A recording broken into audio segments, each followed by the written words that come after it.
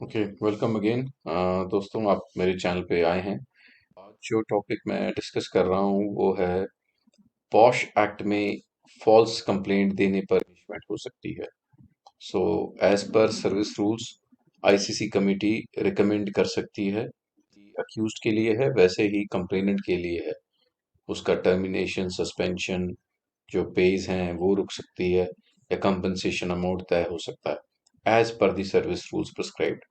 In case of government mechanism, जो भी presiding district officer है उसके पास रिकमेंडेशन दी जाएंगी आईसीसी कमेटी की फॉल्स कंप्लेंट दी है और इन पे उचित कार्रवाई की सर्विस, उनका टर्मिनेशन, सस्पेंशन, इंक्रीमेंट और प्रमोशन, डिग्रेडेशन, जो भी एज सर्विस लॉ मिसकंडक्ट को डिफाइन सर्विस रूल्स हैं उसमें मोस्टली ये मिसकंडक्ट में आ जाता है। एक्टिविटीज हैं that is treated to be as a misconduct. और वहाँ पे पॉश एक्ट में सेक्शन 14 है जो ये प्रावधान देता है, जो ये ऑप्शन देता है कि इन केस अगर उस पे एम्प्लॉयर का क्या रोल रहेगा।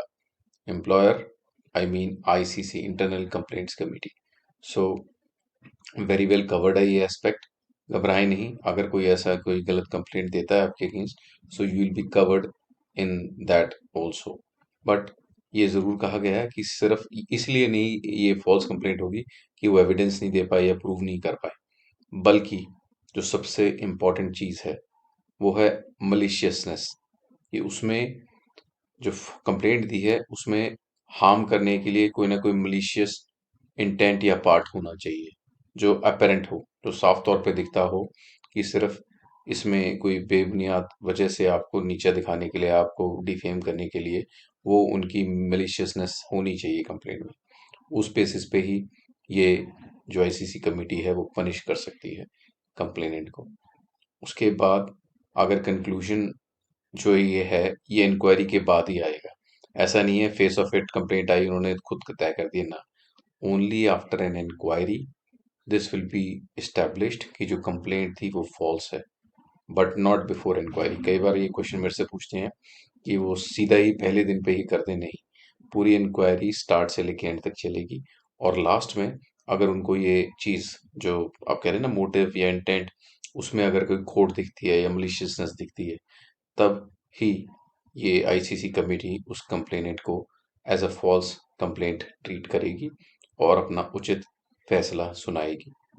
उसके बाद एक सबसे सही चीज और इसमें सेक्शन 14 में जो कहती है कि इस फॉल्स कंप्लेंट में जो भी भागीदार बनेगा, जो भी कोई विटनेस है या कोई उनका साथी है जो इस गलत साक्ष्यात को देगा, एविडेंस को देगा, उसको भी बराबर का ही दुख झेलना पड़ेगा। उसके लिए भी ये चीज बराबर की रहेगी।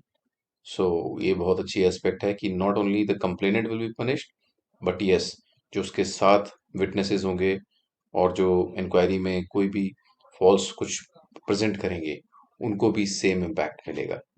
सो होप ये आपको वीडियो पसंद आई हो, और मैं ऐसे ही इंट्रिकेसीज बहुत शार्ट की लाता रहूँगा। आप मेरे चैनल पे बने रहें and do like and subscribe.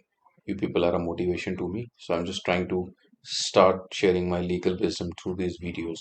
and मैं चाहता हूँ कि जितने भी लोग हैं जो भी चैनल्स पे वीडियो देख रहे हैं उनको थोड़ा सा ना कहीं ये नॉलेज भी आती रहे। So thank you so much once again.